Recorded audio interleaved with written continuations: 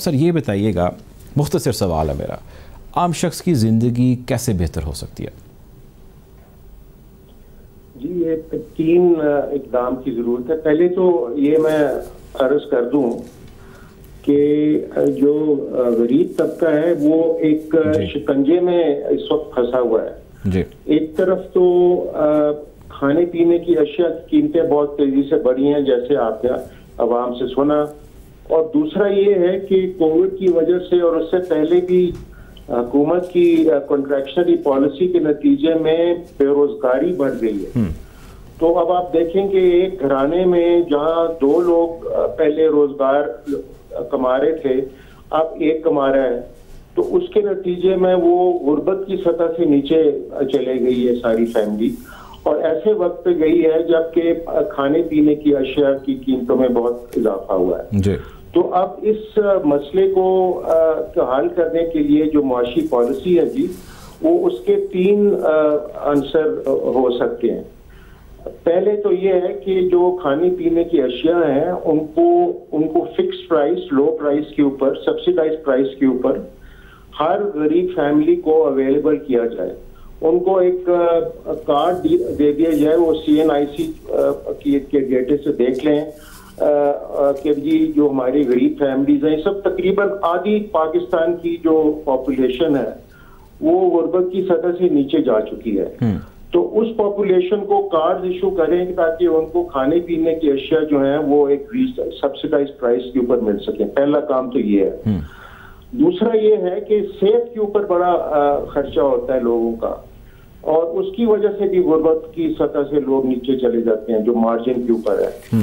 तो इसलिए हुकूमत, ये वक्त है जबकि हुकूमत को अनाउंस करना चाहिए universal provision of health care. बड़ी देर से मैं कह रहा हूँ, हुकूमत ने बड़ा अच्छा एक कदम उठाया है कि फ्रंटियर प्रोविंस में मेडिकल इंश्योरेंस हर शख्स के लिए दिए हैं, इंश्योर किए। ये बाकी सूबों के अंदर भी होना चाहिए।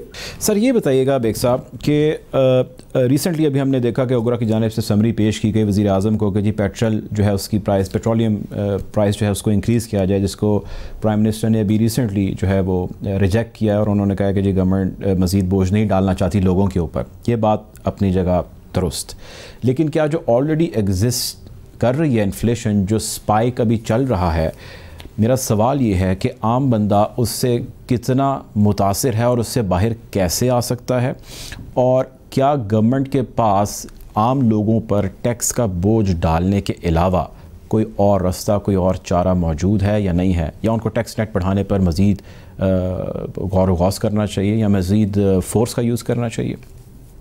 जी, पहली चीज़ तो मैं ये कह लूँ कि डॉक्टर अकबर इकोनॉमिस्ट है, मैं इकोनॉमिस्ट नहीं हूँ, मैं तो एक फाइनेंस प्रोफेशनल हूँ, इंडस्ट्री का बंदा हूँ।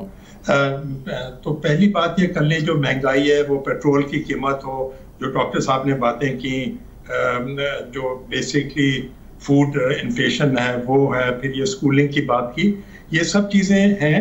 मेरा अपने नज़र में ये हर चीज़ को सब्सिडाइज करना ज़रा मुश्किल हो जाता है, उसमें अब्यूज़ बहुत ज़्यादा होती है। तो जो आजकल ज़्यादा अब एक लोग कह रहे हैं यूनिवर्सल बेसिक इनकम, जो एक हद तक हमारे यहाँ है, बेनज़ीर इनकम सपोर्ट प्रोग्राम या एहसास जिसका नाम है, उसको ज़्यादा बढ़ाएं।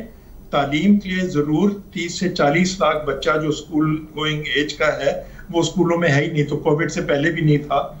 और बहुत से वो बिल्कुल सही कह रहे हैं डॉक्टर साहब, जो उनको नौकरियों वगैरह पे लगा देते हैं कि घर में आमदनी आ जाए, तो उसका तरीका यही है कि रिप्लेसमेंट इनकम देनी होगी उनके वालिदैन को, फैमिलीज को, ताकि वो बच्चा स्कूल जा सके, और वो जो दो पैसे कमा के ला रहा था उसकी गर्ज उसको हम स्कूल से बाहर ना रखें। तो ये तो चीज हो गई। दूसरी साइड आपने जो टैक्स की बात की, टैक्स का हमारा निज़ाम खराब है, गलत है।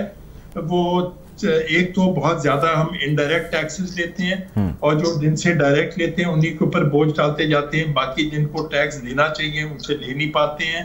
तो ये तो पूरा निज़ाम मतलब सही करने का है। लोगों को जरूर जिनको टैक्स देना चाहिए उनसे लें, लेकिन जो करंट अमला है FBR का वो नहीं ले पाएगा, क्योंकि वहां पर करप्शन बहुत ज्यादा है। तो आप उसको नहीं सुधार सकते हैं, आपको ज्यादा ऑटोमेशन पे जाना होगा, और ये टैक्स पेयर को एक इज्जत भी देनी होगी ताकि वो खाम में उसके पीछे ना पड़े ना। लोग टैक्स नेट में आने से खौफ ज़्यादा इसलिए नहीं है कि टैक्स देना पड़ेगा, वो टैक्स लेने वाला जो आता है उससे खौफ ज़्यादा है। तो ये जब तक हम रिजॉल्व नहीं करेंगे, ये रिजॉल्व मतलब हम जितना भी कर लें, फिर जाहिर है ये कोविड वगैरह की वजह से उससे पहले भी इकोनॉमी डाउन होने शुरू हो गई थी। आप टैक्स किससे लेंगे? कोई कमाएगा तो टैक्स लेंगे ना।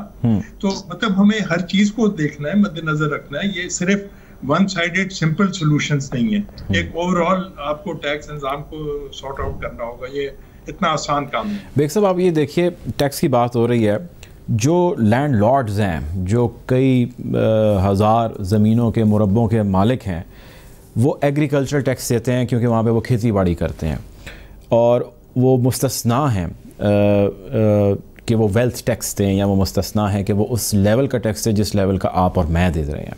तो आपको क्या लगता है कि हमारे कानून में क्या सिकम नहीं है? टैक्स तो किसी पर भी लागू नहीं है, मेरी नज़र में होना चाहिए कि एक हद तक, लेकिन वो इनकम टैक्स उनको नहीं लगता है क्योंकि हमारे इनकम टैक्स कॉन्स्टिट्यूशन में ये लिखा हुआ है कि वो प्रोविंशियल सब्जेक्ट है। प्रोविंसेस को जो हमारी ये NSC अवार्ड के जरिए जो पैसा मिल जाता है, इस वक्त इस तरह का स्ट्रक्चर है, तो उनको जरूरत नहीं पड़ती है कि वो जाके एग्रीकल्चर साइड से इनकम टैक्स कलेक्ट करें। तो ये एक विशिष्ट साइकिल में हम फंसे में। अगेन हमें रिविजिट करना होगा अपनी कॉन्स्टिट्यूशनल अरेंजमेंट्स को और टैक्स के निज़ाम को।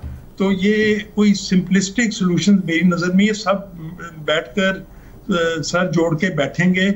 और एक तो फिर दूसरी साइड भी है कि हम खर्चते कहाँ हैं, पैसा जाया भी तो बहुत करती है ना हुकूमत, तो उसको भी देखना है कि आप सिर्फ टैक्स कलेक्ट करने की बात करें और पैसा जाया करते रहें तो जाहिर है एज ए टैक्स पेयर मुझे भी तकलीफ होगी।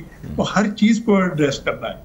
डॉक्टर साहब, मैं आपकी तरफ आता हूँ, डॉक्टर अकमल साहब की तरफ। डॉक्टर साहब, ये बताइएगा कि गवर्नमेंट कहती है हमारे पास प्रीवियस गवर्नमेंट्स बहुत सारे कर्ज़े छोड़ के गई, बहुत ज़्यादा हाई इंटरेस्ट रेट के ऊपर उन्होंने कर्ज़े लिए और दिवालिया मुल्क हो चुका है, हमारे ख़जाने खाली हैं, हम लोगों की मदद करना चाहते हैं। हमने गवर्नमेंट ने पावर में आने से पहले बहुत सारे वादे वईद किए, लेकिन उनको वो तमाम कुछ करना पड़ा जो शायद उनके मंशूर या उनके स्टेटमेंट्स या उनके वादों के ख़िलाफ़ था। उनको दूसरे ममालिक में जाना पड़ा, कशकोल उठाना पड़ा, टैक्स नेट को ख़ास खातिर खानी बढ़ा सके, लेकिन आम जो सैलरीड पर्सन है उस पर टैक्स को उन्होंने इतलाक़ मज़ीद किया, मज़ीद बढ़ा। वो जब इमरान खान की गवर्नमेंट पावर में आई तो आने के फ़ौरन बाद उन्होंने रिट्रीव किया उस टैक्स को जो प्रीवियस गवर्नमेंट होल्ड करके गई थी। सो माई क्वेश्चन इज़ सर कि आम शख्स जो सैलरीड पर्सन है, जो इनकम टैक्स पे कर रहा है, क्या ये उसी से ही मज़ीद कलेक्शंस की जाएंगी या इसको मज़ीद बेहतर करने के लिए कोई एक्सपोर्ट की तरफ ध्यान दिया जाएगा, कोई पाकिस्तानी प्रोडक्ट्स को पाकिस्तान से बाहर भेजा जाएगा, उसकी तादाद में इजाफ़ा किया जाएगा?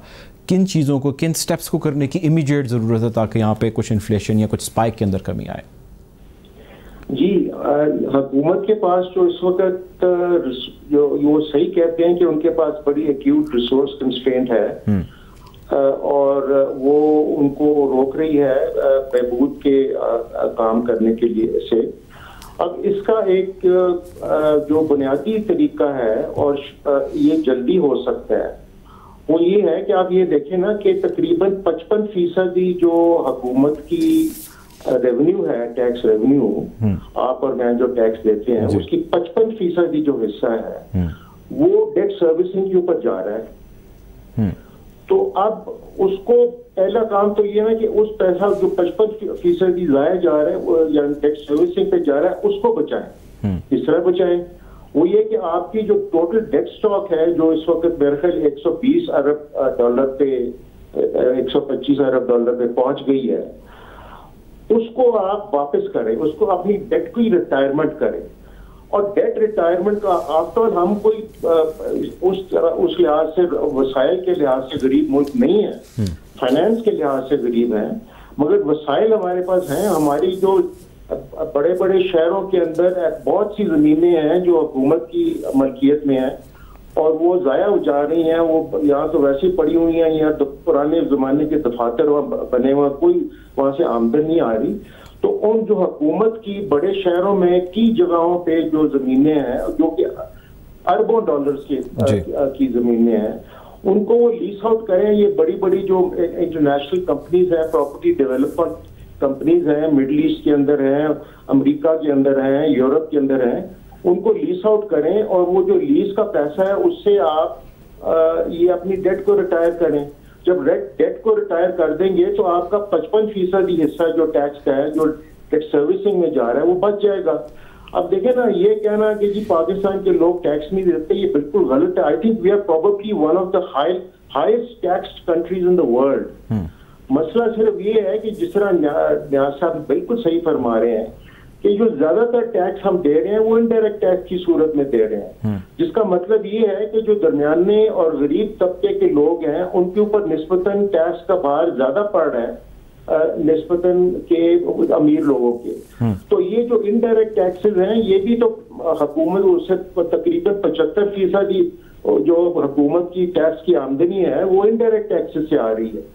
तो ये कहना कि लोग टैक्स नहीं दे रहे, हर चाहे आप माचिस खरीदें या पेट्रोल खरीदें या कपड़े खरीदें, आपको टैक्स देना पड़ता है। तो इसलिए ये जो इनडायरेक्ट टैक्सेस हैं इनको उनकी वजन कम करना चाहिए पूरी मईशत के अंदर और डायरेक्ट टैक्सेस को बढ़ाना चाहिए। जैसे न्याज साहब ने कहा, ऐसे लोगों को टैक्स नेट में लेके आए जो अरबपति हैं, करोड़पति हैं, वो उनसे टैक्स लिए जाएं, उनकी वेल्थ जो है उसको और जो वो खर्चते हैं क्रेडिट कार्ड के जरिए उसको आप मॉनिटर कर सकते हैं और उसके बुनियाद के ऊपर उनको आप प्रिजम्पटिव इनकम टैक्स लगा सकते हैं उन लोगों के ऊपर। तो जी बहुत शुक्रिया सर, आपका पॉइंट आ गया। बेग साहब आपका पॉइंट आ गया। मैं आपकी जानिब आता हूँ, नसीम बेग साहब की जानिब। सर ये बताइएगा कि जिस तरह डॉक्टर अकमल साहब भी कह रहे हैं कि टैक्स नेट बढ़ाया जाना चाहिए और उन लोगों की तरफ आएँ जो जिनकी अर्निंग बहुत ज़्यादा है, ना कि सिर्फ आप उन्हीं से इनडायरेक्ट टैक्स लें जो आम शख्स आम शहरी है। टैक्स नेट सर कैसे बढ़ाया जा सकता है? क्या स्टेप्स हैं, क्या प्रिवेंटिव मेजर्स हैं जो गवर्नमेंट को करने चाहिए, क्या एक्शन है जो गवर्नमेंट को लेने चाहिए कि वो टैक्स नेट बढ़ाए, ज़्यादा से ज़्यादा लोग फाइलर बने? देखिए, पहली चीज़ ये है कि जो टैक्स फाइलर बनने से जो बड़े बिजनेसेस हैं वो सारे टैक्स फाइलर्स हैं, जो बड़े बिजनेसमैन हैं वो सारे फाइलर्स हैं, जो ज़्यादातर फाइलर नहीं है। और जाहिर है जो एग्रीकल्चर कम्युनिटी को तो एग्जेम्पशन दे रखी है आपने। ट्रेडिंग कम्युनिटी जिसमें बड़े बड़े ट्रेडर्स भी हैं वो टैक्स नेट में नहीं आते हैं, खौफजदा हैं टैक्स मैन से।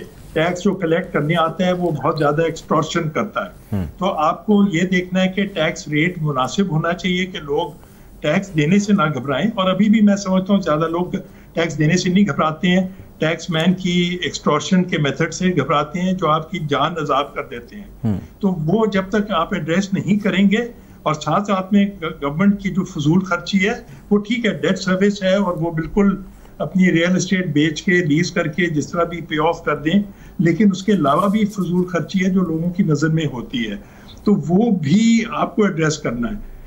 इसको सिर्फ आप जो वेल्दी है, मेरी नज़र में वेल्थ टैक्स भी ज़रूरी है। ठीक, अगर आपने जो इनकम को रीडिस्ट्रीब्यूट करना है या वेल्थ को रीडिस्ट्रीब्यूट करना, आपकी इनकम डिस्पैरिटी, इनइक्वालिटी इस मुल्क में बहुत ज़्यादा है, शुरू से है, उसको हमने आज तक एड्रेस नहीं किया। एक ज़माने में थोड़ा सा टोकन वेल्थ टैक्स ले आए थे, हटा दिया। एक हमारे यहाँ इनहेरिटेंस टैक्स था, हटा दिया। तो हम जब तक ये इस टाइप की थिंकिंग से नहीं हटेंगे और चंद लोगों को जो इनडायरेक्ट टैक्सेस, बिल्कुल सही है, कम से कम 75% टैक्स कलेक्शन इनडायरेक्ट है। उसके अलावा फिर आपके जो वेलफेयर क्लास है, बिजनेसेस वगैरह में जो इंडस्ट्रीज हैं वो टैक्स पेयर्स हैं, उनको आपने कुछ नहीं करना है, वो तो ऑलरेडी दे रहे हैं। जो लोग छुपाने की कोशिश करें, हाँ पहले एक रास्ता खोल रखा था ये फॉरेन एक्सचेंज रिमिटेंस का, वो जिसमें आपको नो क्वेश्चंस आस्क्ड थे, वो शुक्र है उसको बंद किया उस रास्ते को। तो अब फोकस करें ट्रेडिंग कम्युनिटी को टैक्स नेट पे लाने के लिए, providing them immunity from harassment. Immunity कैसे आएगी? आप ये टैक्स अमले को, टैक्स डिपार्टमेंट के जो लोग हैं उनको किसी और जॉब में लगा। जी सर, बेग साहब आपका पॉइंट आ गया। टैक्स एक्सटॉर्शन जो है उसका कल्चर खत्म चाहिए, डेट जो है उसको कम होना चाहिए, वेल्थ टैक्स जैसे या ऐसे इनिशिएटिव्स लेने चाहिए जिससे उन लोगों को टैक्स नेट में शामिल किया जा सके जो टैक्स फाइल करने से ज़्यादा वो टैक्स कलेक्ट करने वाले जो आते हैं उन लोगों से परेशान हैं। हमने इससे पहले अवाम की राय जानी और ये हमने मुख्तलिफ शहरों से राय जानी, आज की हमने राय ली जिसमें आज भी लोगों का ये कहना था कि वो परेशान हैं, उनका रोज़ रोज़मर्रा के मामलात महंगाई की वजह से बिल्कुल ख़राब हैं। जो उन्होंने उम्मीद लगाई थी इमरान खान और उनकी गवर्नमेंट से महंगाई को लेके, वो उससे मायूस हैं, परेशान हैं, लेकिन वो ये उम्मीद भी रखते हैं कि चीज़ों में बेहतरी आएगी, बदलाव आएगा।